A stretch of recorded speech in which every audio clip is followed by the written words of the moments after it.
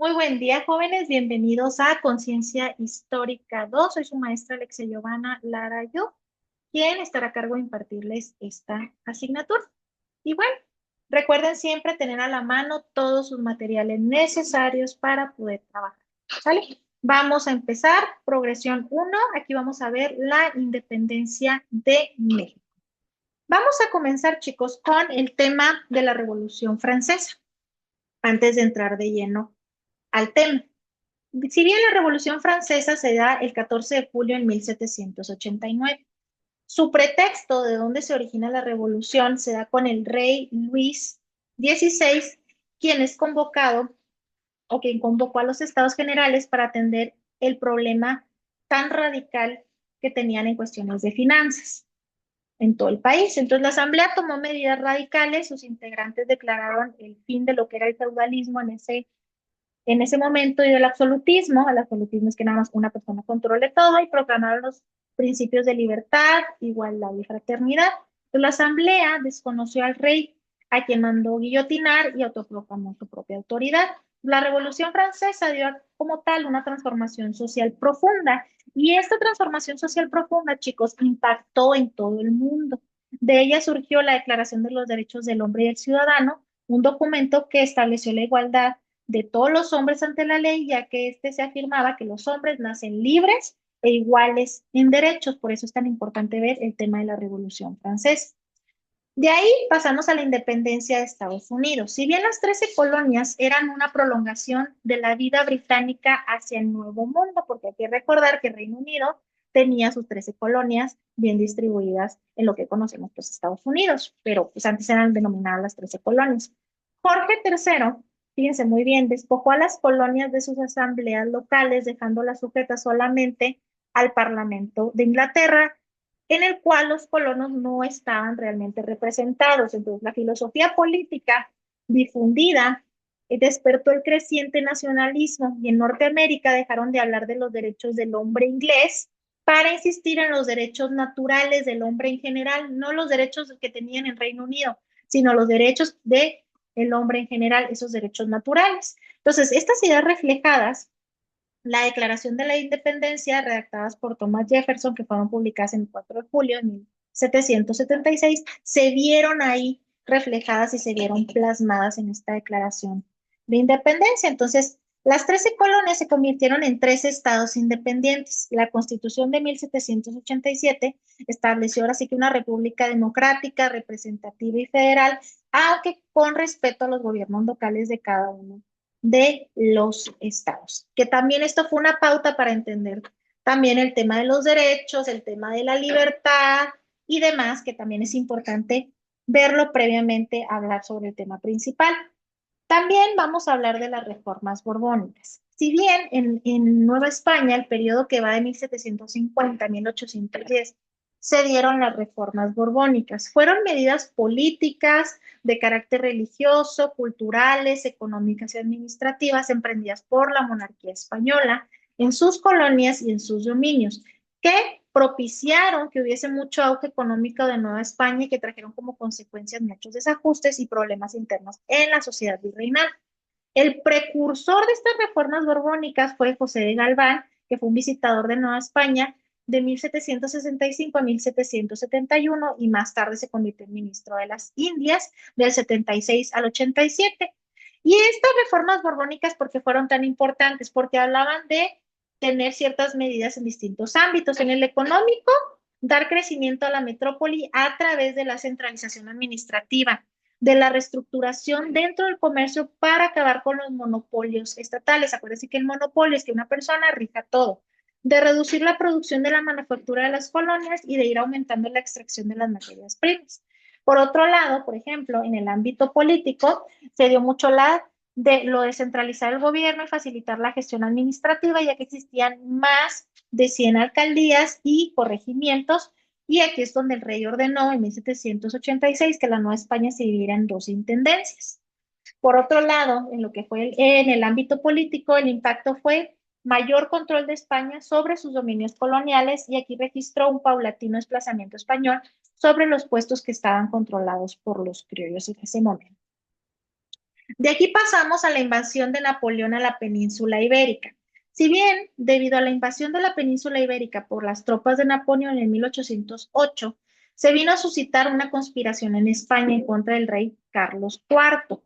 Carlos IV decidió abandonar Europa, pero fíjense muy bien, el 17 de marzo de 1808 hay un motín, o se da un motín, por el cual el rey renunció a favor de su hijo Fernando. Dijo, bueno, ok, yo aquí ya renuncio, yo ya hice mi trabajo, se lo paso a mi hijo, y esta situación desembocaría en una crisis de legitimidad, aunada que Carlos IV cediera a Napoleón sus derechos sobre España y sobre las Indias. Entonces, Napoleón, a su vez, entregó la corona española a su hermano José, lo que también desencadenó una serie de rebeliones, porque también ahí no estaban a gusto. Napoleón posteriormente entregó la corona española a su hermano José Bonaparte, porque pues ni uno ni otro, y las instituciones de la monarquía llamaron a la obediencia, pero la insurrección se extendió por toda la península porque también no estaban de acuerdo con lo que Napoleón hizo en su momento. De aquí pasamos a la población de la Nueva España y su realidad económica.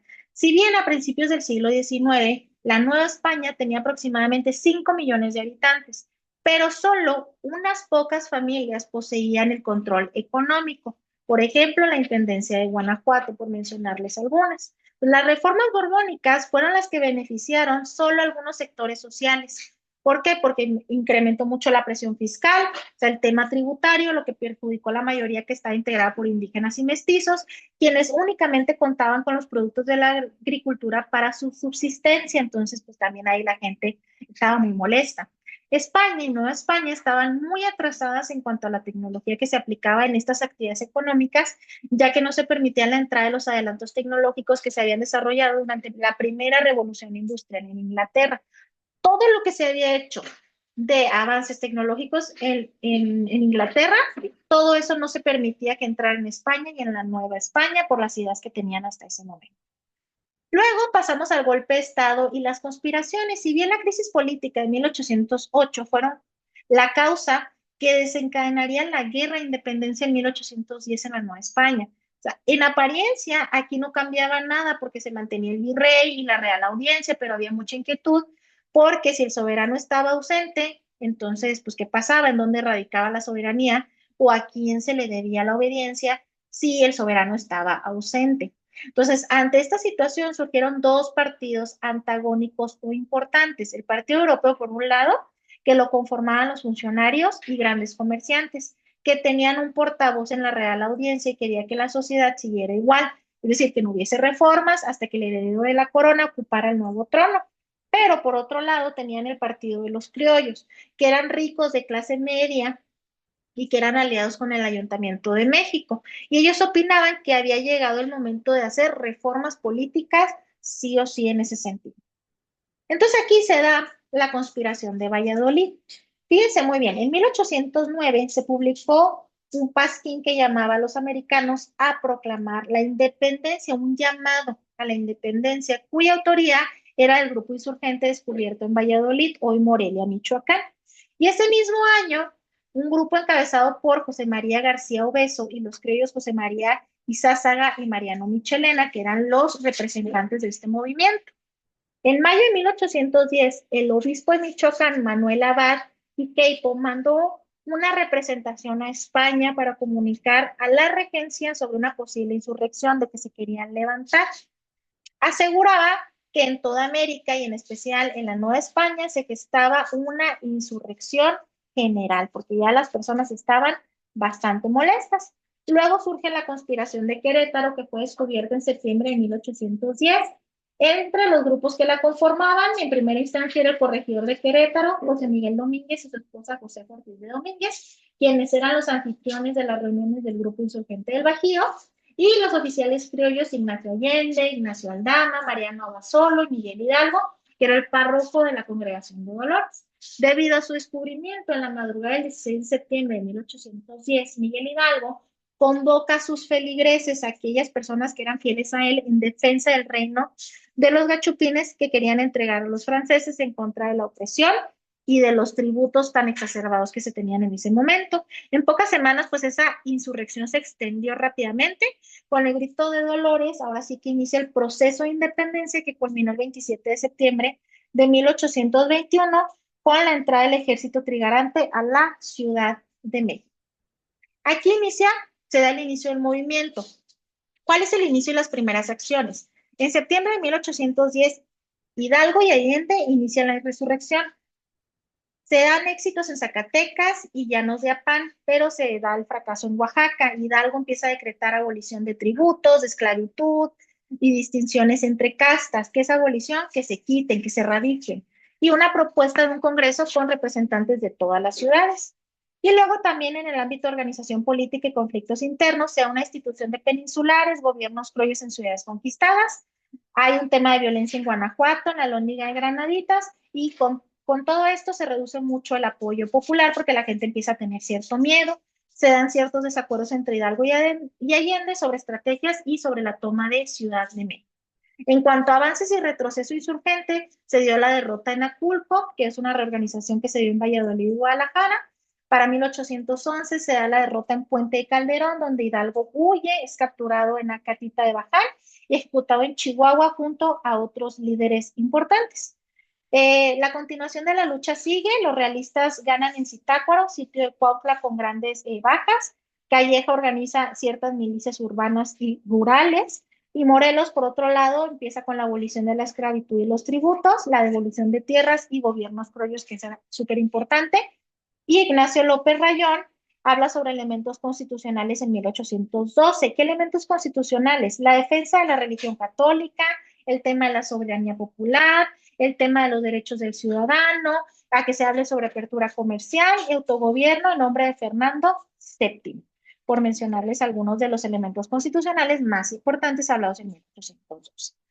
Luego empezamos a hablar sobre el desarrollo de la independencia.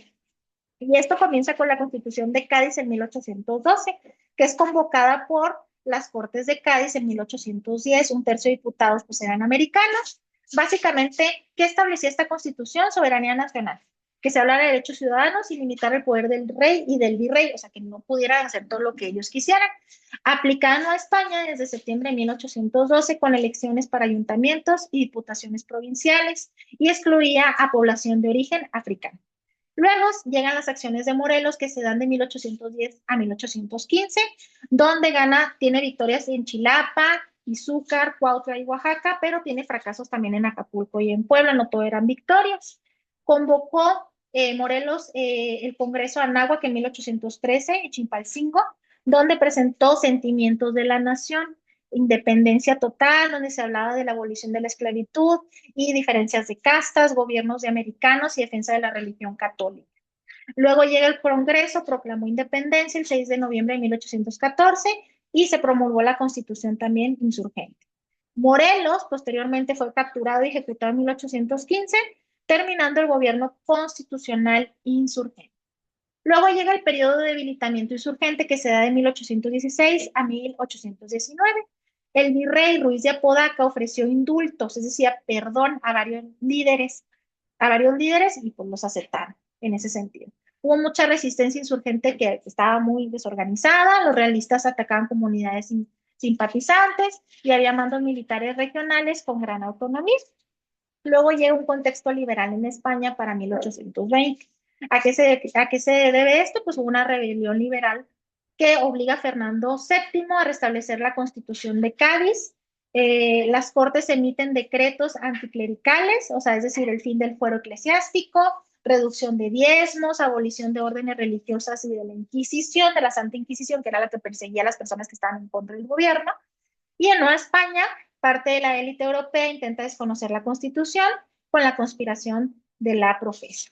De aquí nos vamos al rumbo a la independencia en 1821, que se da un proyecto de independencia moderada que circula desde 1820, apoyada por liberales y sectores conservadores. Iturbide, siendo un realista, y Vicente Guerrero, siendo un insurgente, acuerdan el Plan de Iguala en febrero de 1821, el cual decreta independencia y unión de todos los grupos sociales, religión católica única y conservación de la Constitución de 1812 en lo compatible con la emancipación en ese sentido. Y bueno, chicos, con esto terminaríamos la progresión número 1. Que tengan un excelente día. Hasta luego.